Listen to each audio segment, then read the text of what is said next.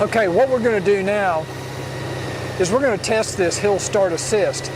Now the way this works is I'm on a slight incline right now on my driveway because it's like a little bit of a hill, you might say. And the way you use hill start assist is you pull the brake lever in, and the second time you pull it in twice, and the second time you pull on it really hard, and you'll see the hill start assist light come on. Okay, I'm going to stop now. I'm going to put on the brake, and I'm going to put it on a second time. Now the hill start assist light is on. It's white, not yellow. And if I take my hand off the brake, I'll put both my hands up, you'll see the bike won't roll backward. And I've got 5 seconds to roll on the throttle before the bike starts rolling.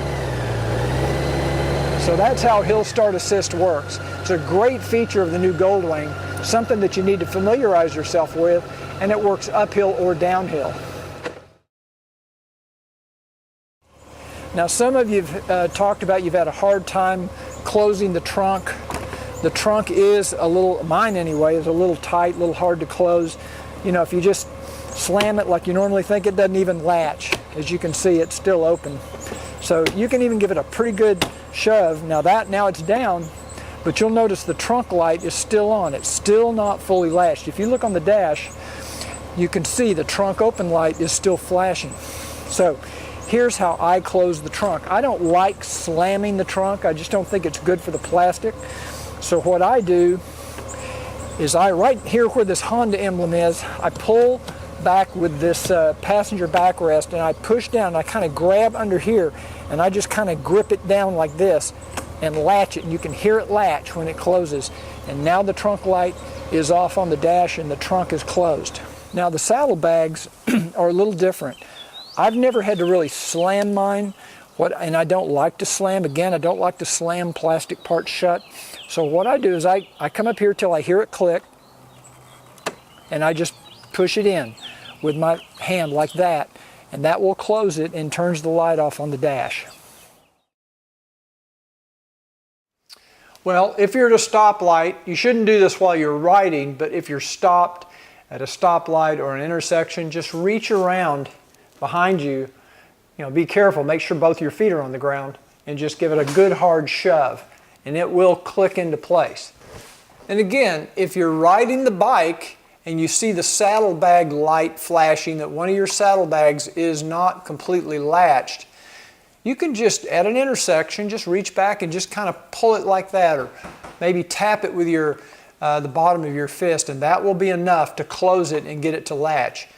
If that's not enough to get it to latch, you may have a problem with the mechanism that needs to be repaired or needs to be adjusted otherwise.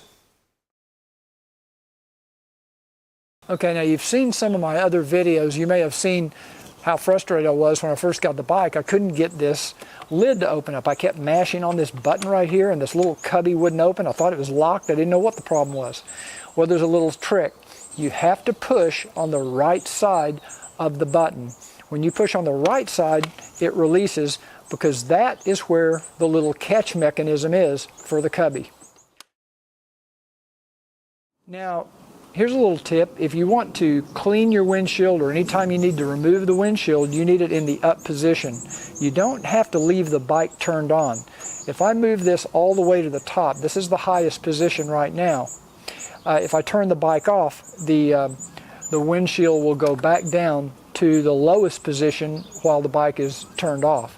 But if you want to maintain that, just raise it to the highest position, hold this switch all the way up, and then turn the bike off, and the windshield will remain in the highest position. That lets you clean it, clean behind it, clean the garnish behind it, or the meter panel behind it. Just a little trick you might not know about. One of the first complaints I heard from new owners of the 2018 are these passenger grab rails. And there's no, real easy way or good way to use them as a tie-down point, because there's no opening in here for a hook to go in, and they certainly don't stick up, and they don't have an opening for you to use. But there is a way to use these as a tie-down point using bungee cords or some other type of tie-down system, and I'm going to show you how to do that. On these grab rails, you'll notice a little notch at the front and at the back. and you can wrap that bungee cord underneath that grab rail. Not sure if you can see it there. And then it will come up over the top, and then you can tie them together up here as I've done. As you can see, there is a way to use bungee cords with these grab rails. Here I've got two of these green Fordham bungee cords. These are the next to the longest, I think. There's another one that's even longer. So if I had something tall I need to put on here, I'd use the longer bungee cords.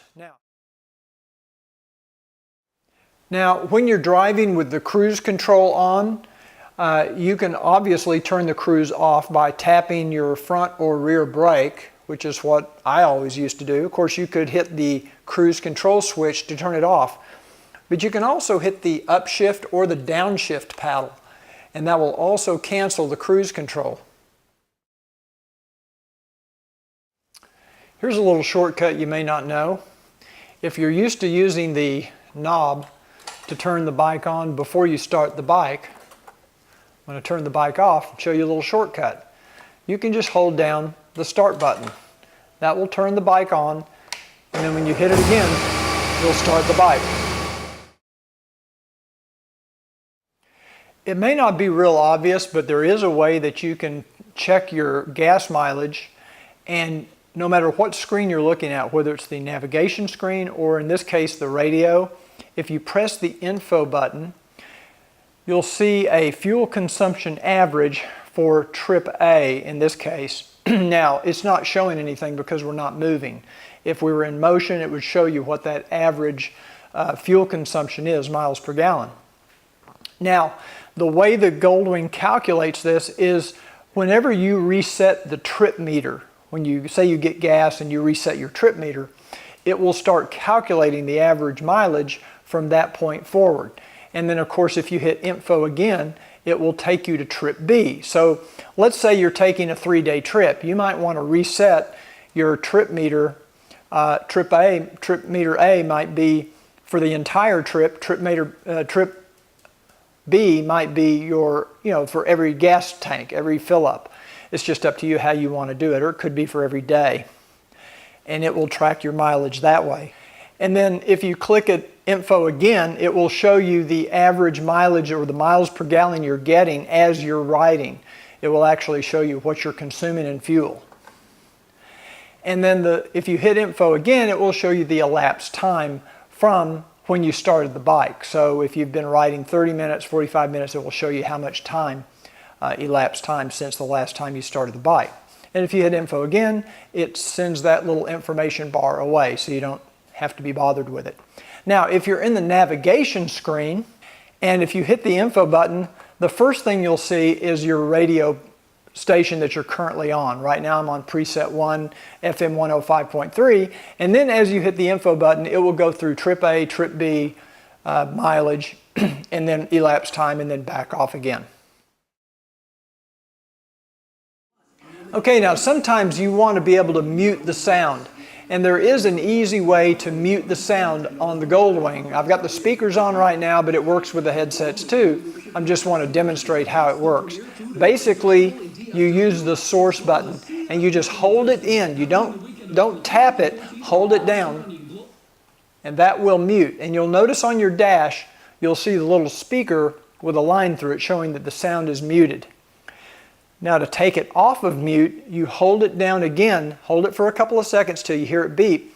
If you just click it one time, it's going to change your source. Even if you're muted, it will change your audio source. So hold it down, then let go, and you're right back where you were before.